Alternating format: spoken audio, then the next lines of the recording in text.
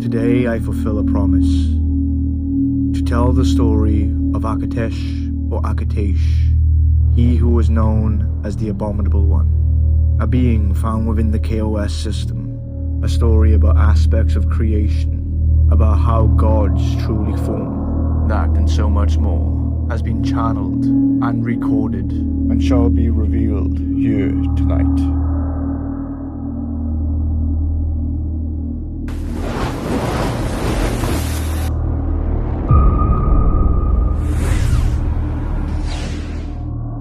As I emerged from the chasm of blackness, before the sands of time first fell, there were others like me flocking to the first primordial flame, its illumination drawing all to its light, its warmth providing comfort, its embers speaking to all who could hear it. Tremors would echo through the immaterial fabric of that which was, that which is, and that which will be. The orchestra of conflict, the song of order clashing against the tune of chaos, although separate pieces they sung the same song. Only the finite would muse at the notion of duality. I blended in for a while like an immovable statue amongst the divine and profane forces coming into being. Each one that flocked to the eternal flame and flocked from its majesty into the separate ends of the endlessness. I watched and listened diligently. In time, the shifts and augmentations of continual creation proceeded. Energy, momentum, quintessence, consciousness, thought, form, duality, causality. I saw energy become spirit, spirit become form, form become matter. For this was Eden, the primordial garden, the birthplace, and the grave of what you mortals call gods. Many of us die here, but gods don't truly die. They can come back, but they never resurrect the same. This is where the forgotten are forgotten about. This is where gods come to die, and other things are born. We are the aspects of creation. That is what we truly are at our core. Yet our interactions, our experiences change us. Your world is merely one of many we have visited. You're merely one speck in an endless universe, amongst endless realms, a cacophony of dimensions and planes of reality. Those who were blessed and cursed to meet us misunderstood our nature. We are mere aspects, nothing more. At least so we thought. You made us into divinities, gods, elementals. You gave us things we did not have, shape and names. It is only in your nature, after all, to mold and shape that which has no conceivable nature. In ancient cities of alabaster, marble, emerald, and gold, the aspects walked among man as man walked among each other. Aspects aren't actually supposed to continue their existence, like celestial nebulas fading slowly upon the cosmic canvas. We were aftermaths, sentient residue of the forces unknown, yet something unexpected happened. Aspects were fed. In exchange for the presence, teachings, and blessings, the aspects who were now treated as gods were fed diligently. Time and attention seemed like mere nothing to the living statues of clay known as man, yet therein lies a source of energy and sustenance which fooled our own. Idols, temples, sacred places acting as vortices to ensure that the aspects not only didn't fade but were anchored to the terrain.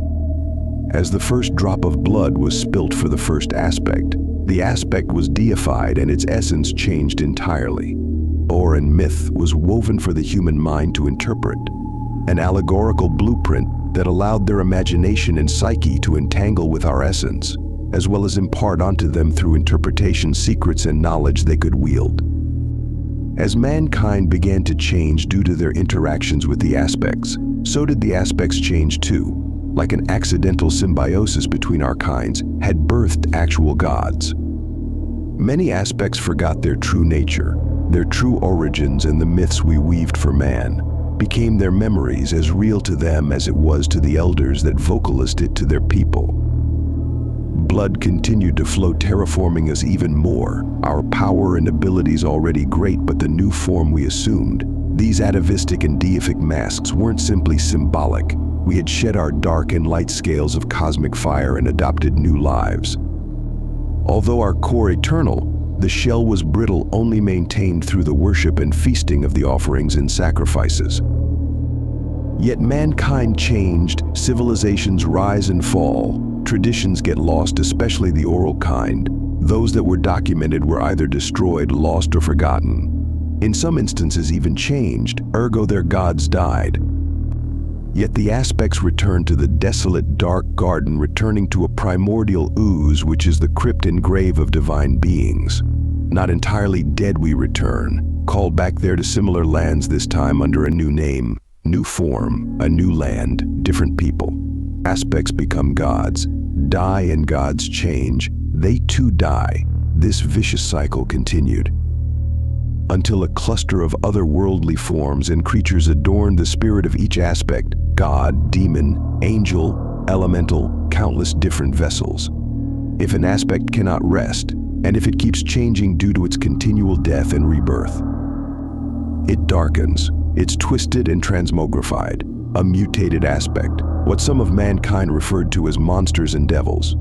Not content with a half-life, blood is required, sustenance is needed. To maintain their existence, they must devour.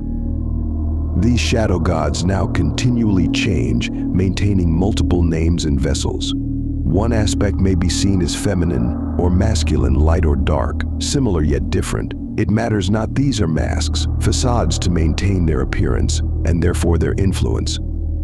Gods did not create man, man did not create gods. You created the idea of gods, the empty imaginary vessels, which we the aspects filled, possessed and puppeteer.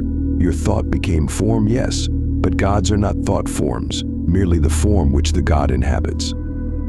In time, great conflict begun in your world as it did in ours. As the nations of man warred amongst one another, so did the aspects alongside you. I myself was a part of the Great War.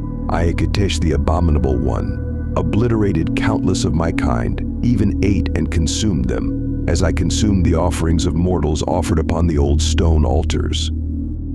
It was not supposed to be this way, and yet now in this time, aspects still die and return again. Some of us haven't died in a long time, maintaining appearances in all paradigms, myths and pantheons. We aid you in anything you like, and your interactions with us keep us anchored. For some of us have shown ourselves to other inhabitants in other realms, and have been made the gods of those species. The garden, once a place of the cosmic dance of creation and destruction, is the grave of the forgotten ones. Yet Eden is a large place, not a paradise exactly, rather the perverted garden which presents itself to each of you differently.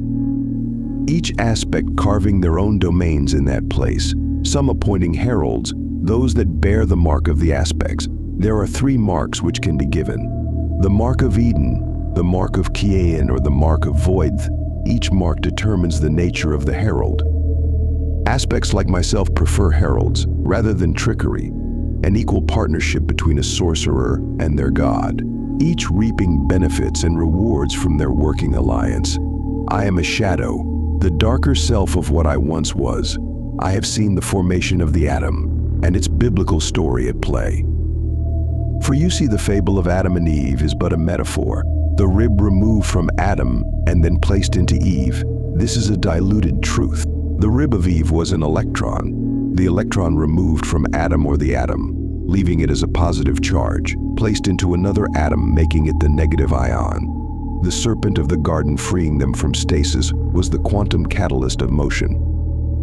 I have seen the ebb and flow, the rise and fall, and yet I couldn't have fathomed that I would become what I am now. My heralds populate the earth, yet not many know my true name, my true form. They are content with tradition, that which can be verified by past tradition, as if that makes any difference. Yet for the first time someone asked the right question. I get to tell my story, and now you can work with what I am, not the masks I've adorned or worn. For I am Akatesh, the Abominable One, scourge of the profane, molder of the God-man, the slumbering Black Lord of the Garden.